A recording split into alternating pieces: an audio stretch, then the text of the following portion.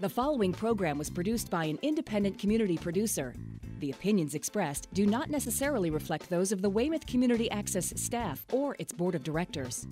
WCA, in compliance with FCC regulations, is prohibited from exercising control over the content of independent member-produced public access programming.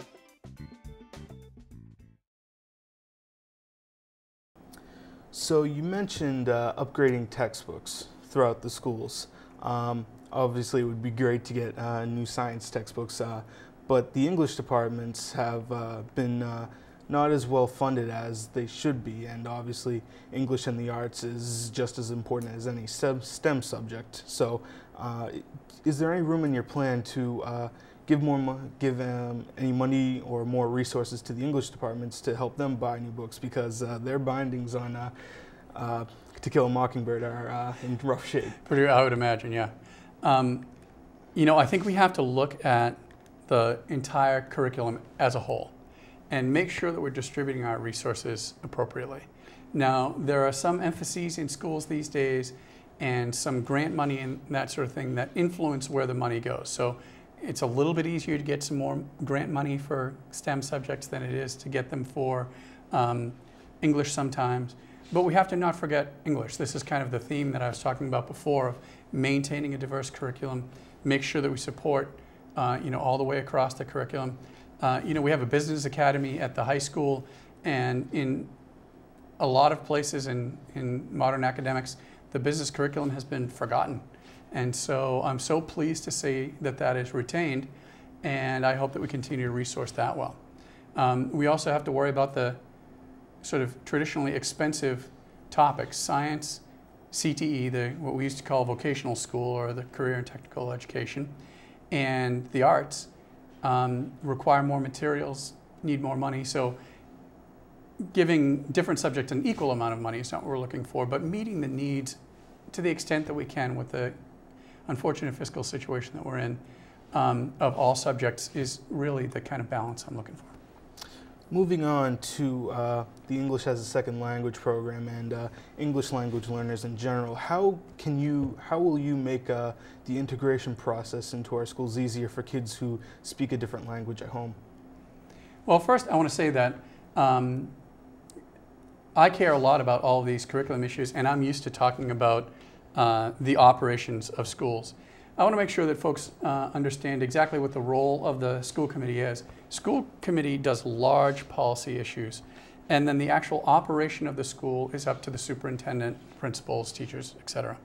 And that's not at all passing the buck. That's the law. School committee members are not allowed to get involved in operational decisions. So ultimately, those decisions are going to be made in the main office of the schools and in the central office. But I think our funding priorities can influence that, and you know, our personal advocacy can play a role. And like I said, I think the success to a lot of different kinds of educational programs has to do with a holistic look at the student. Often, students who speak English as a second language are coming directly from another country. There's a tremendous culture shock. There's the language shock of trying to learn in English. There's a very different language set that goes with learning in a language rather than just speaking a language. So I may be able to converse with you in French, but for me to go to high school in French would be a whole different language set. And it's important for us to understand that and not to just look at a student who appears to be articulate and say, oh, they must understand what we're talking about. So I think the best thing you can do with the amount of money we have, once again, is to make sure that we focus our professional development on the things that teachers in the regular classrooms where these students are going to be matriculated have some of the skills to recognize the difference between conversational language skills and academic language skills, and give them a couple of tricks and tools to be able to teach to a person who is trying to learn a subject but is doing so with a language difficulty. And there are a lot of resources out there. I used to use pictorial dictionaries, for example, when I taught English as a second language students. You know, there's a picture in the English language word, and that helps to get visual cues going. So teaching teachers those techniques to deal with the new challenges of the integrated classroom, I think is really important. Earlier you mentioned special education as an area that needs to be changed a little bit in order to get maximize the efficiency and performance of that program. Weymouth has a ton of students that need all sorts of different kinds of service, so how will you bring ideas to help improve the efficiency and the quality of special education in Weymouth? Well, I think I want to begin by saying I think the quality of special education in Weymouth is good. We have a lot of services that we can offer right from age 3 all the way through the end of high school. We do send some students out who we're not able to provide services for. My number one priority is to make sure that those services remain excellent. And if they can improve, I think that will be great. So when I talk about efficiencies in terms of money and that sort of thing, I want to make sure that people understand that I want the same or better services for students. And if we can do that in a more efficient way and provide monies that can be spread around a little bit more, I think that's important. But I think the state and federal law define what has to be done so well that the procedure for determining an education plan for a special education student generally works. Now, there's always going to be differences of opinion among school administrators and teachers and students as to what exactly the plan should be. But I'm hoping that the involvement of all of those stakeholders in the, as is required in the process of making an education plan, will help us to make sure that we're providing exactly the right services to all the right students. And there's an area where, fortunately, we can't cut money out of those things. They're required by law, so we have the opportunity to provide excellent service. Now, from a policy standpoint,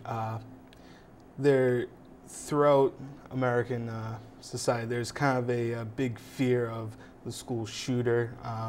Obviously, it garners a lot of media attention, even though they're relatively isolated incidents. How would you view the current security procedures in Weymouth Public Schools, and what would you do to improve them? You know, I think we have an unfortunate demonstration that the security procedures, at least the high school, are pretty good.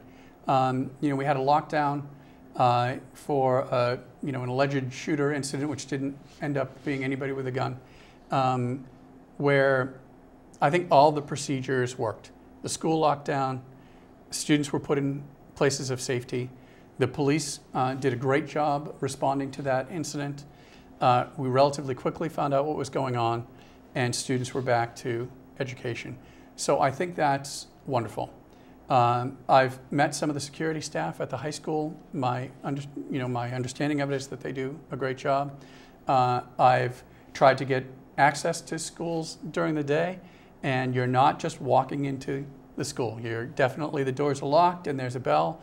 Somebody's looking at you in the face and making sure that either they know you or you have an appointment or something. And I think taking any more drastic measures than that is not necessary and can be traumatic for people. You know, when people start talking about metal detectors and things like that, I'm not sure that it creates the culture of learning and creativity that we want.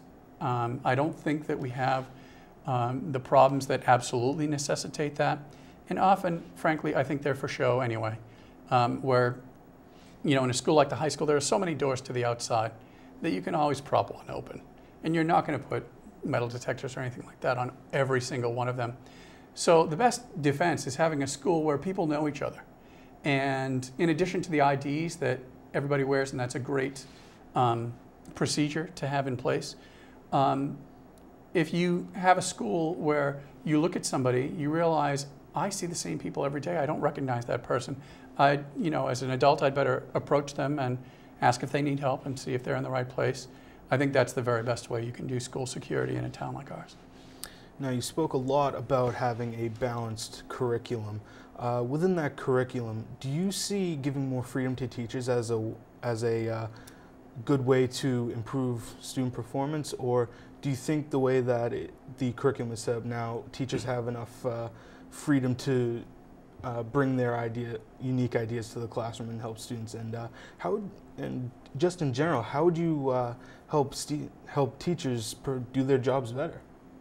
Well, I think you've hit upon something great there, where there's this balance, right, between accountability and freedom, where certainly we want our teachers to be accountable to teach the things they're actually supposed to be teaching. And before the standards era, there were occasional situations where teachers were just teaching whatever part of their subject they like, or in elementary school, whatever subjects they like best. Or we had a problem in the public school system where I was before, where we would talk to students about what they had done in science in the past. And they'd say, well, in second grade, we did butterflies. And then in third grade, we did butterflies. And then the fourth grade, you know what I mean, where everybody kind of knew how to do that. And so the standards have brought some measure of accountability in there. Now, if you lock down too hard, then you stifle creativity. And teaching is really an art, and it requires that kind of creative ability to try new things, ability to have them fail momentarily and correct them. So I think the best way to look at it is to mandate the curriculum, what we would call the scope and sequence, the actual things that are taught, the degree to which they're taught, and then leave what we call pedagogy, or the actual way that that is taught, up to the teachers, and provide teachers with significant resources to improve their pedagogy. Now, not that you leave teachers completely alone in the area of pedagogy. They're going to be evaluated on that, and they'll have to justify the kind of techniques that they're using in the classroom as they're evaluated by their supervisors. But I think strict scope and sequence with significant freedom in pedagogy is really the best balance you can get. Now, music education in Weymouth is something that hasn't been really what people want, and especially right now it seems to be very much in limbo. How would you improve music education in Weymouth, and what resources will you be able to provide for students in Weymouth who want to pursue any music education? Well, you know, I think we have a decent number of music educators in the system. We have the stipend money in place to have things like bands and things like that that meet after school as well. I know there's been some pretty significant personnel conflict around that issue. And for a bunch of reasons, I don't want to get too much into personnel.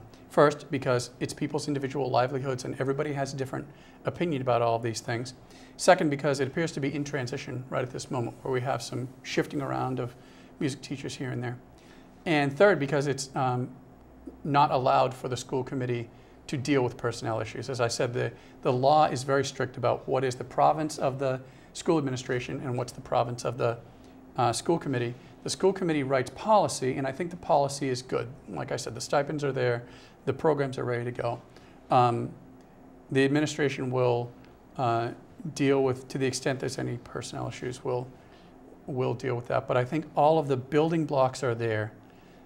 If we can get students interested and participating, it won't be long before it's right back where we want it to be.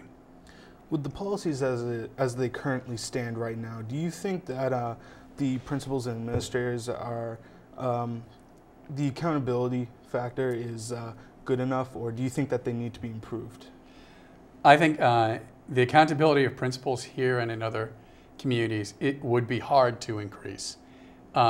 Really, under the new law, the buck stops at the principal. And if things are going well, it looks good for the principal, and if things aren't going well, whether it's the principal's fault entirely or not, they're going to hear about it. So I think the principal's accountability situation is pretty good. I was very surprised when I moved to Weymouth to discover that good-sized elementary schools like ours, 300 students, have a principal and no vice principal by and large. So these folks are working day and night really hard. I think, you know, when a lot of us went to school, schooling looked the same from the student seat, but with the involvement of the federal government in education, there comes all the accountability and all the paperwork and all the compliance that goes with that, that has taken the job of principal and the job of central office staff, and to a somewhat lesser extent the job of teacher, and just blown it into this huge, huge job. So I'm tremendously grateful for the principals that we have. I hear a lot of great things about them, and I just hope that they continue to do well and I would love to be able to give them a little more support. Thank you very much, Mr. Sullivan. Thank you. It's been great to talk to you.